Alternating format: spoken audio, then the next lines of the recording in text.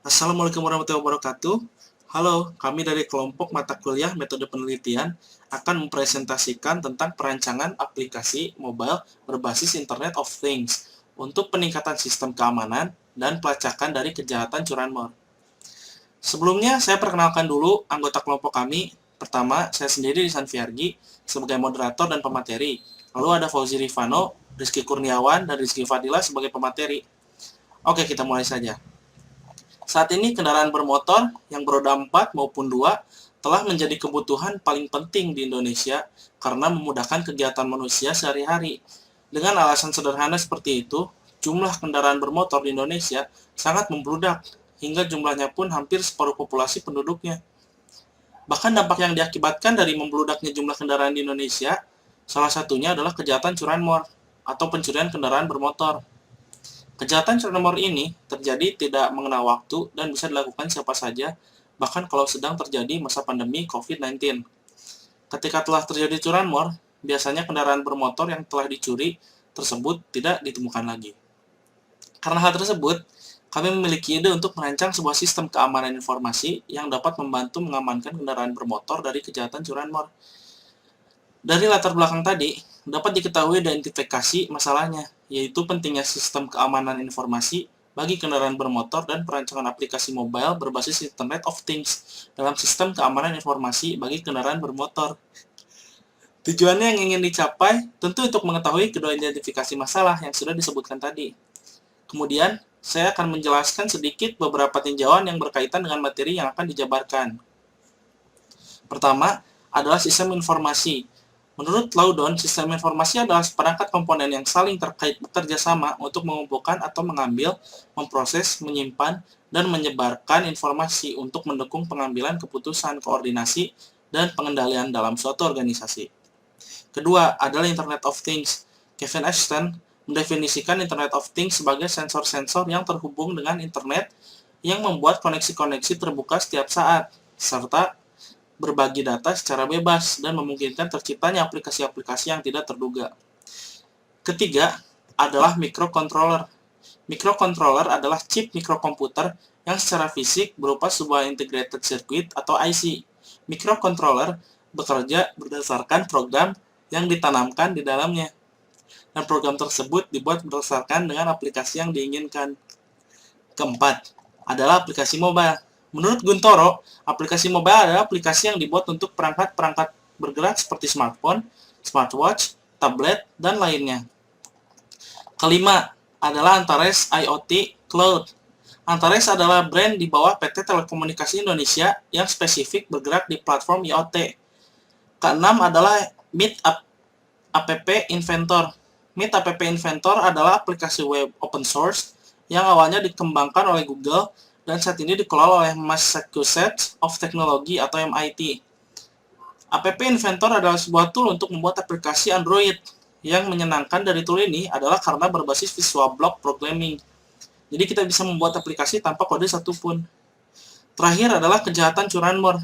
Terkait dengan unsur 362 KUHP, kejahatan curanmor adalah perbuatan pelaku kejahatan dengan mengambil suatu barang berupa kendaraan bermotor yang seluruhnya atau sebagian kepunyaan orang lain dengan maksud untuk memiliki kendaraan bermotor tersebut secara melawan hukum. Sekian materi dari saya. Materi berikutnya akan dijelaskan oleh rekan saya yang sekelompok dengan saya. Terima kasih. Untuk selanjutnya, perkenalkan nama saya Rizky Kurniawan. Saya akan menjelaskan tentang bagian selanjutnya, yaitu bagian metode penelitian. Untuk desain penelitian sendiri, kami menggunakan penelitian kualitatif, yaitu adalah salah satu prosedur penelitian yang menghasilkan data deskriptif berupa ucapan atau tulisan dan perilaku orang-orang yang diamati. Peneliti akan memaparkan berbagai hal yang dilihat dan didengar mengenai berbagai hal yang berkaitan dengan perancangan aplikasi mobile berbasis IoT untuk meningkatkan sistem keamanan dan pelacakan dari kejahatan curanmor. Untuk teknik pengumpulan datanya sendiri, untuk mendapatkan hasil yang dibutuhkan, kami menggunakan teknik observasi, studi pustaka, dan studi lapangan. Observasi sendiri merupakan pengumpulan data dengan cara mengamati kendaraan bermotor untuk melihat bagaimana sistem keamanan yang saat ini dibutuhkan. Lalu ada studi pustaka, yaitu menelusuri literatur yang ada serta menelaahnya secara tekun, merupakan kerja kepustakaan yang sangat diperlukan dalam pengerjaan penelitian. Lalu yang terakhir adalah studi lapangan. Teknik ini merupakan penelitian yang dilakukan dengan cara melakukan pengamatan dan wawancara dalam pengumpulan data di lapangan. Adapun teknik pengumpulan data yang dilakukan oleh penulis adalah yang pertama, dokumentasi. Teknik pengumpulan data berbentuk dokumentasi merupakan komponen yang cukup penting yang nantinya akan digunakan peneliti dalam memverifikasi kembali data yang diperoleh di lapangan. Lalu selanjutnya kita berpindah ke bab pembahasan. Pada bab pembahasan ini saya menampilkan sebuah layar yang nantinya saya selain memberikan gambaran pada jurnal ilmiah ini, saya akan mendemokan rancangan aplikasi yang telah kami buat. Untuk bagian pembahasan tentang pentingnya penggunaan teknologi IoT bagi kendaraan bermotor guna mengatasi curanmor. Nah, di era sekarang yang sudah masuk ke dalam era digitalisasi 5.0 yaitu society, terdapat bidang yang sangat membantu manusia dalam pekerjaan manusia itu sendiri, terutama bidang IoT. Nah, salah satu dari hal yang sangat mendasar dan menjadi polemik pada saat ini yakni kejahatan sosial yang terjadi di masyarakat, terutama pencurian motor.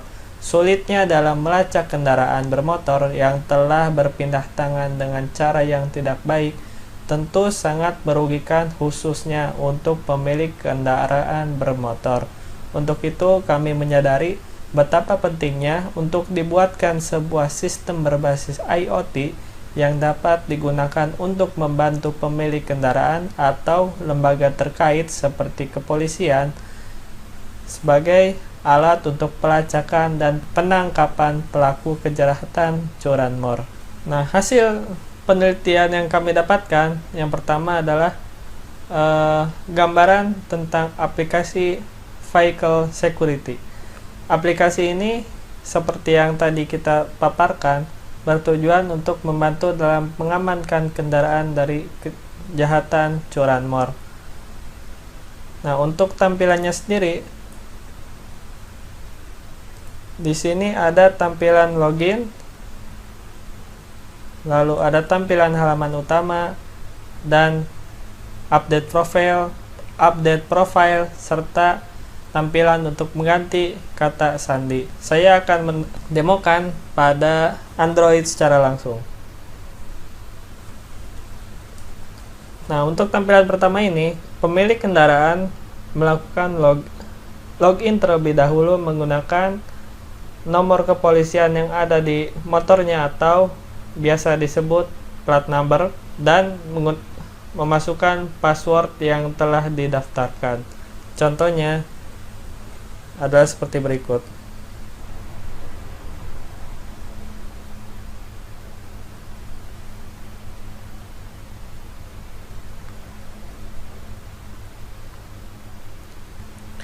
Jika sudah, tekan tombol login. Jika login berhasil, maka akan dialihkan ke dalam menu utama. Di menu utama ini terdiri dari pembuat about aplikasinya, lalu ada deskripsi singkat, ada data vehicle. Di dalam data vehicle ini terdiri dari nomor polisi, lalu ada ada email, dan yang terakhir ada kontak. Untuk kontak ini bukan kontak pemilik dari akun, melainkan kontak atau SIM yang ditanamkan pada kendaraan bermotor. Dan untuk kedepannya mungkin jika dikembangkan lebih lanjut, kendaraan dapat diakses atau dikendalikan hanya menggunakan telepon atau SMS. Lalu ada menu bagian result yang nantinya menampilkan longitude dan latitude terakhir pada kendaraan bermotor.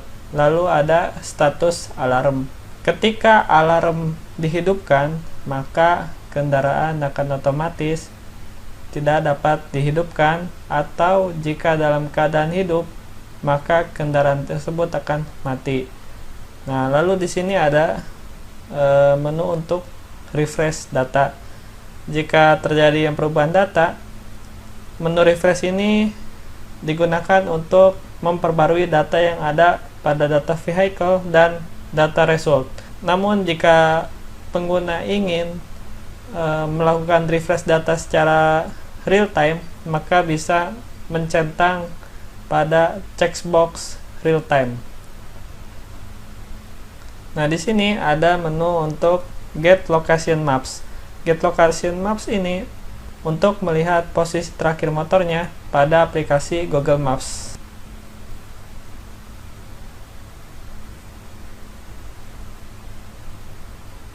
Nah, pin merah di sini adalah lokasi terakhir yang terdeteksi oleh aplikasi. Dan ketika kita ingin pergi mendekati lokasi tersebut, hanya tinggal menekan tombol rute. Dan otomatis Google Maps akan menampilkan jalur tercepat untuk mendekati titik poin terakhir kendaraan bermotor. Nah, yang selanjutnya ada menu untuk setting alarm. Ketika kita tekan tombol aktif, maka alarm akan aktif dan motor akan berhenti jika dalam keadaan sedang dihidupkan. Namun dalam keadaan sedang mati, maka motor tidak dapat dihidupkan. Dan ini untuk nonaktifnya. Selanjutnya ada menu untuk update profile dan menu untuk mengganti password jika sewaktu-waktu pengguna ingin mengganti profile dan password yang digunakan. Lalu di sini ada menu logout untuk kembali ke menu utama. Selanjutnya kita kembali lagi ke materi. Untuk perangkat yang dibutuhkan sendiri dalam aplikasi Vehicle Security, ada yang pertama adalah microcontroller. Bisa menggunakan modul Arduino atau modul sistem AT Mega 328 yang digunakan nantinya untuk mengatur dan sarana berkomunikasi sensor-sensor yang telah dihubungkan. Selanjutnya dibutuhkan juga modul GSM SIM800L yang digunakan untuk mengambil sinyal GPRS yang diambil dari SIM card agar perangkat dapat terhubung ke internet, SMS, ataupun menerima telepon. Selanjutnya dibutuhkan modul GPS yang digunakan untuk memonitoring lokasi dari kendaraan bermotor. Dan yang terakhir adalah modul relay untuk mengatur arus listrik seperti saklar yang mungkin dapat dihubungkan ke 3 perangkat seperti speaker alarm, bel klakson, dan kelistrikan utama. Nah, cara kerjanya dapat diilustrasikan seperti berikut. Nah, di sini pengguna sedang menggunakan aplikasi Vehicle Security. Data dari aplikasi ini akan di-post ke dalam server Antares IoT Cloud, lalu dikirimkan ke microcontroller yang telah disimpan di motornya, dan akan mengaktifkan berbagai macam sensor yang sudah dihubungkan. Lalu, bagaimana kelebihan dan kekurangan aplikasi Vehicle Security ini? Aplikasi Vehicle Security ini memiliki beragam kelebihan, diantaranya aplikasi tersebut dapat melakukan remote terhadap kendaraan bermotor tanpa berbatas jarak. Meskipun motor sudah berpindah tangan dan jaraknya sudah berbeda wilayah atau kota, aplikasi ini tetap dapat melacak kendaraan dan mengaktifkan alarm yang ada di dalam motor tersebut. Namun aplikasi tersebut masih ada kekurangan, terutama pada ketidakrataan akses internet khususnya di Indonesia.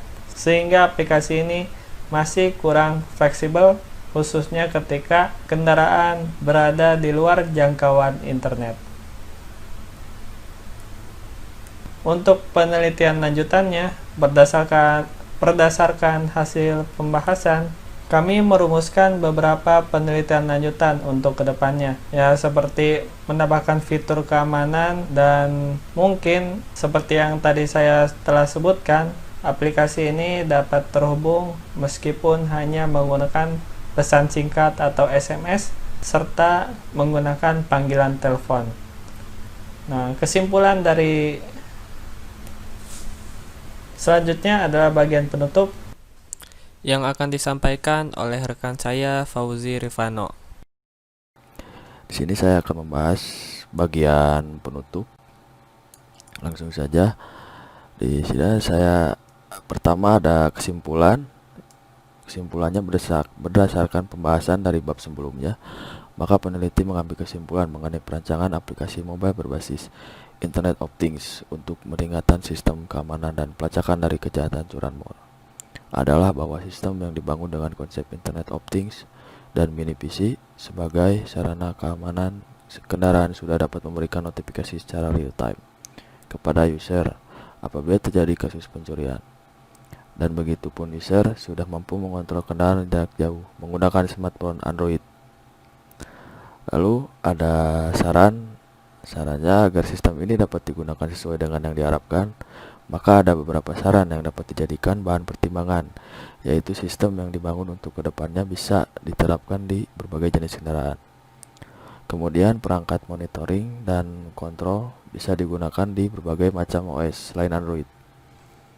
Dan penambahan sensor serta fasilitas pada sistem kontrol yang dibuat bisa dijadikan sebagai bahan pengembangan untuk menambahkan notifikasi yang lainnya. Lalu ada tambahan pembahasan juga saya tentang referensi atau daftar pusaka yang merupakan sumber-sumber dari pembahasan jurnal kali ini. Di sini kami menggunakan metode Harvard. Caranya yaitu dengan memasuki references, lalu menggunakan style Harvard, lalu kita insert add new source atau yang bisa disebut menambahkan sumber baru. Di sini ada tipe-tipe sumber yang bisa melalui buku, jurnal dan lainnya. Di sini ada form yang kita diisikan, ada judul, nama jurnal, tahun dan lainnya. Sekian mungkin presentasi dari kami, kurang lebihnya mohon maaf. Wassalamualaikum warahmatullahi wabarakatuh.